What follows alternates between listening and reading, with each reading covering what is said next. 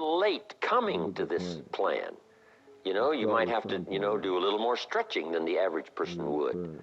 But starting at age 15, it's easy to pencil out where with a normal average income and the increases every year to be financially independent by age 35, 40 at the latest if you have a good plan. Now, the reason why the money all disappears is not because it doesn't exist. It's because the money isn't put in the right plan. So now let's talk about a few other things. One is some people have to wrestle with, and I had a few questions on, is it okay to strive to be rich? Is it okay to want to be wealthy? Is it okay to go for it? I had to come to grips with that. Some people say, well, it'd be better to renounce all worldly goods and just live a very poverty, spiritual life. And that's one concept. I've got another concept. Try this on for size. If you could do better, should you? That's an interesting concept to consider. Why would you leave the biggest share of your life unexplored in terms of personal development and what that might have achieved, either in the marketplace or at home as a father? Someone says, well, I'm not going for being rich. I don't think that's really the healthy thing to do. So everybody has to wrestle with that, and I understand that.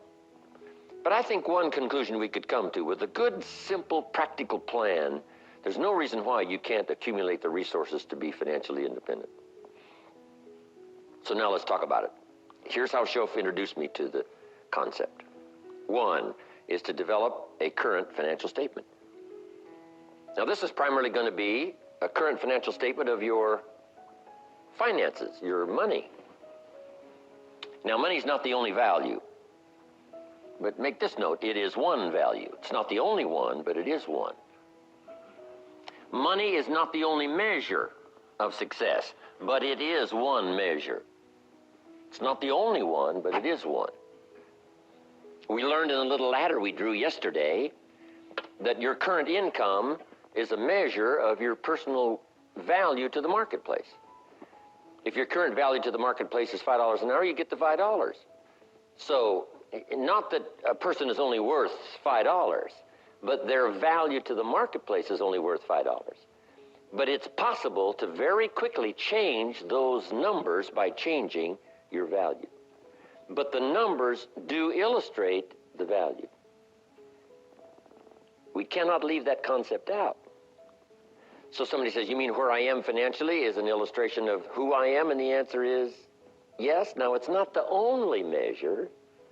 I'm not saying it's the only one, but I'm saying it is one. There's a lot of other ways to measure a person's value as a father, a person's value as a mother, a person's value as a friend, as a colleague, of course. But we can't leave the money out. Now, here's why money is an easy measure. It's easy to count. Say, how are you doing? Well, there's a lot of, things we could throw out there about how you're doing, And when we say financially, that's easy.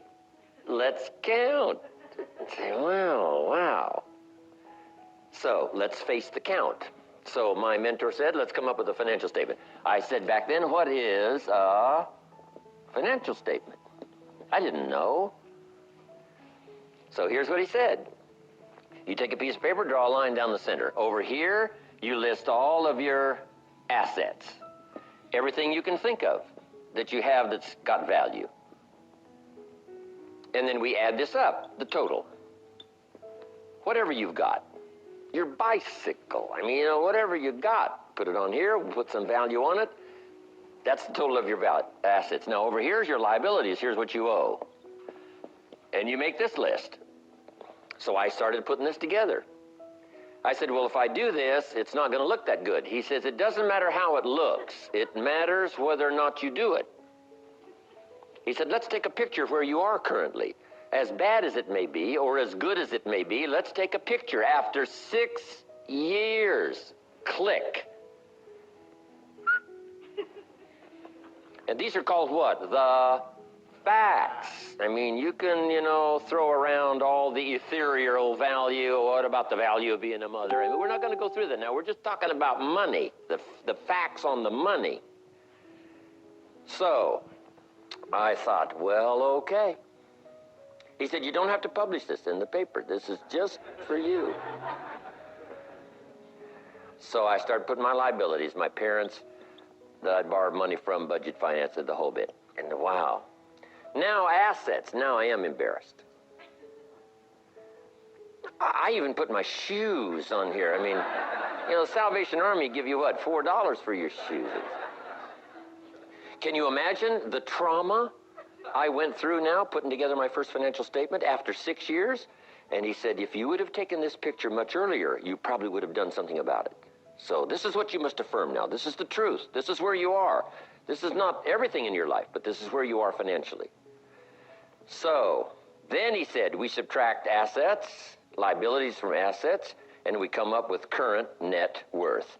Now, it's not your total net worth now, I keep emphasizing. It's your net worth financially. And you can imagine my picture did not look very good. Now, here's what he said. Let's start changing this picture. And the change you want in the picture is what? For the asset values to start going up and these numbers to start coming down. And that starts increasing your net worth. Guess how quickly you can do this? Almost immediately.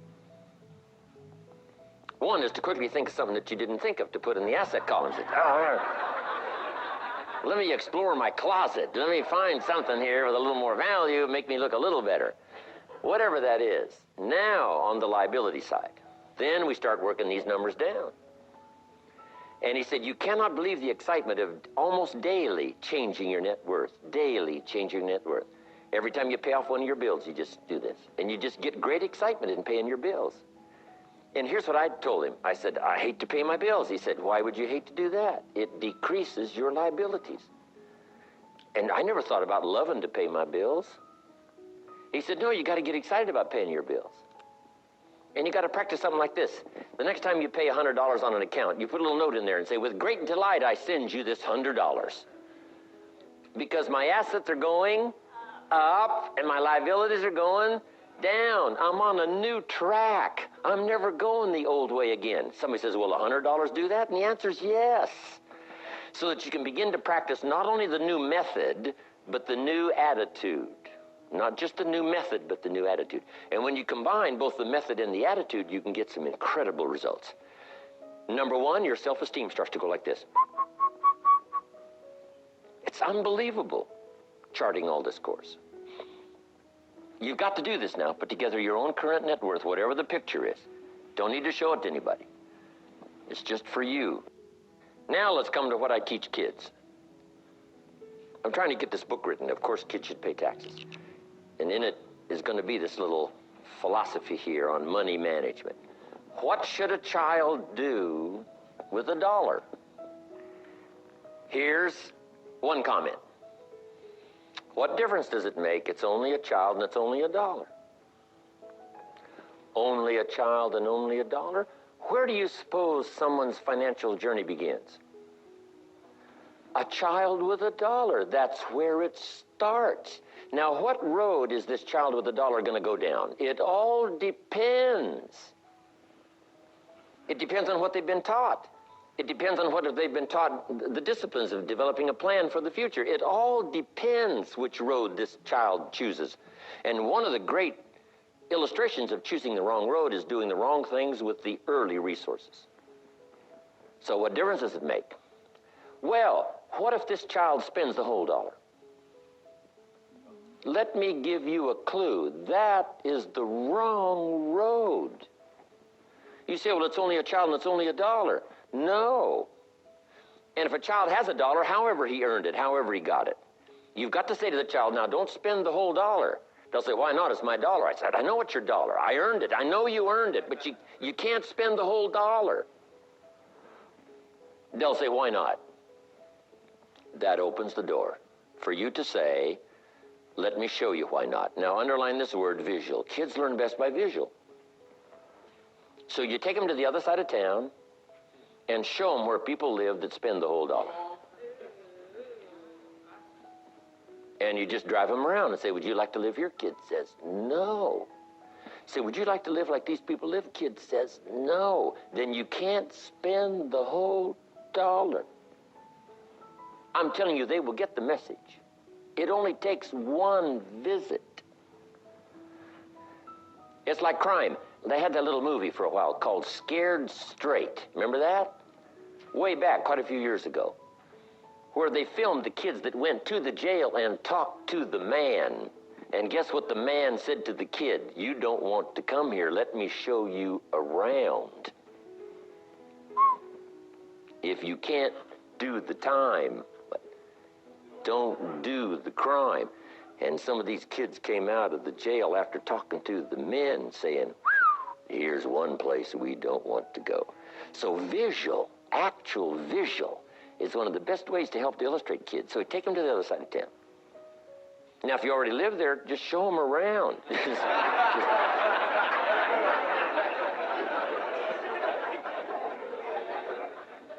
Because now this would be a good time for confession. Guess why we live on this side of town? Where did the money go? One father says, to be honest, I smoked a great deal of it. A lot of the money over the last 20 years went up in smoke. Good time for confession. Don't do what I did and wind up on this side of town. Let me show you a plan, my son, how to get to the other side of town. See, there's nothing better than the truth. You don't need to fool with the truth. It is so dynamic in uncovering the errors of our ways and helping us to set up new disciplines to change it all, starting today, starting overnight, starting any time. Now, you could wait to start a plan for a couple of years, but why not do it now? So what should a child do with $1? Here's what I teach. Let's go through this quickly. Never spend more than 70 cents. Somebody says, why? Well, to make it easy, just take my word for it, right? You just don't spend more than 70 cents. You got to pick some number. When I met Shof on every dollar, I was spending about 110%. And here's what I learned. If your outgo exceeds your income, your upkeep becomes your downfall. I found that back then it was easy to make $4,000 a month and go broke. Somebody says, how could you make $4,000 a month and go broke? It's easy. Spend $5,000. And if you spend $5,000, it's what? Inevitable. That's a good word, inevitable. Sometimes it's inevitable. If you're in a little boat with no motor and no oars, 300 feet from Niagara Falls, it's over. It's already done. You just don't want to find yourself there in such a predicament. It's what we call inevitable, right? It's done, it's over. So, 70 cents. Pretty good number, especially for a child. Don't spend more than 70 cents out of each dollar. They say, okay, I got that now. What do I do with the other 30 cents? I'm glad you asked. Here's what you do. 10 cents for charity. Helping people who can't help themselves, supporting worthy causes. Some church teach tithe, portion of, piece of, which is good. They say, give us the 10% and we'll administer it, but you got to take the tour now. Don't give the 10% unless you take the tour and let them show you where it goes. Then if you're happy and delighted with them administrating it and where it goes, then you give the 10%. Or you could administer the 10% yourself. You know, whatever your philosophy is on this. The time to teach kids generosity is early. And if you teach kids to share 10 cents out of every dollar, and it starts early, I'm telling you, they'll do it forever. And 10 cents is kind of easy to give out of $1. If you got $1 million, it's a little more difficult to give 100,000. Someone says, oh, if I had $1 million, I'd give 100,000. I'm not that sure. We better start you early so that when the big money starts to roll, the system will already be in place. So 10 cents for charity. Now, here's another 10 cents called active capital. Meaning, put your money to work. Capitalism. And kids can learn to buy and sell. My old illustration way back on the old tapes was buy a bottle of soap for $2 and sell it for $3. Who can do that? Any kid can do that. Go next door, knock on the door. Ms. Jones, my mama uses this soap. I think you'll find it real interesting. It's only $3 a bottle. She says, well, Johnny, I've already got plenty of soap. He says, you better let me come in and check. Kids don't need a class on sales. They're born to sell. Better let me come in and check. Now, when a child collects $3 and sells this bottle of soap, what should they do? You got to teach them not to spend the whole $3. See, some adults don't know that. Kid says, well, yeah, if you spent the whole $3, you'd be out of business. That's right. You got to save back the $2. You've only got $1 now. The $2 have got to go get you another bottle of soap. So it's easy to teach these little principles. Profits are better than wages. Wages make you a living. Profits make you a fortune. This is what I taught in Russia, in Moscow, to 8,000 the first class. Incredible. Active capital means buy, sell, or sell, buy. It depends on your circumstances. If you have to sell, buy, you sell, buy. If you can do it, then you buy, sell. Or whatever way to, earn a profit. I teach kids right. 2 bicycles. Got to have 2 bicycles, one to ride and one to rent. Anything to generate a profit, to render a service, whatever it is, something simple and easy. But kids will come up with all kinds of ideas. All you got to do is get them started. How to make a profit. They know this deal. Active capital means you are involved. Now, here's the last 10 cents, called passive capital.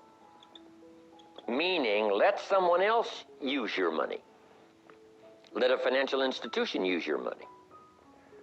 Some projects require more money than one person can put up. So we have what we call collective pools of money, where you put up some, I put up some, someone else put up some, and we loan it out. And here's what they pay us for using our money. They pay us interest and dividends and increase in stock value. This is the potential here. Putting up your money. But now, if you follow this starting at age 15 and allocate the dollar this way, rather than having no plan at all, it's easy to become financially independent by the time you're 35, at the latest 40, allowing for some unforeseen circumstances. Now, why wouldn't a kid go for that? I'm telling you, here's the only reason they wouldn't go for it. They never heard about it. If you teach kids the splendid joy of being rich, if you teach kids the unbelievable power of being financially independent, if you teach them the unbelievable feeling of being capable, of having skills, of having influence, of being somebody, they'll go for it. They will go for it. Now, if they don't go for that, they're going to substitute it with something else. Something else we really don't care for.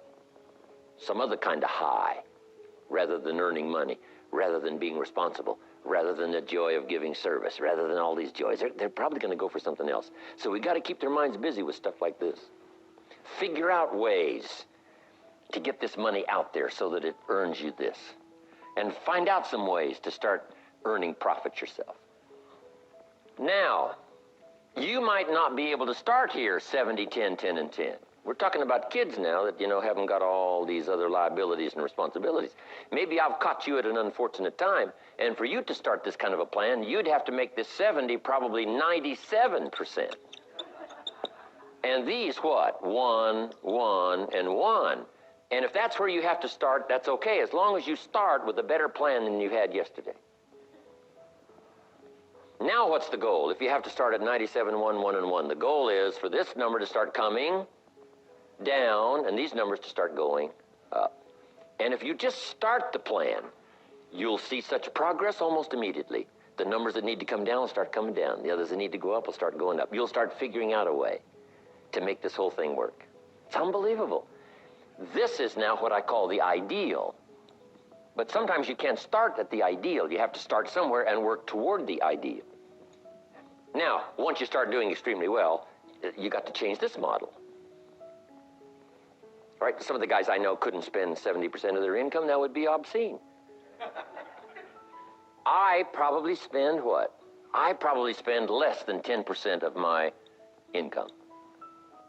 So if this number for me has gone way, way, way, way down, you can imagine these numbers have gone way, way, way, way up. And you can't believe the thrill of watching your plan unfold. One, to start in a pretty tough position and get to the ideal, and then get to what we call the max, the summit kind of living, the view from the top, by finally arriving here, and then little by little arriving here to where this number comes down, down, down. This number goes way, way, way up, and these numbers go up, up, up. Now you've got resources to do all kinds of things, whatever you wish to do. This is what we call having a financial plan. Now, all I want to do is stimulate you with this plan. You can develop your own. You can change all these numbers. You can do whatever you want. Here's what I advise. You got to have a plan.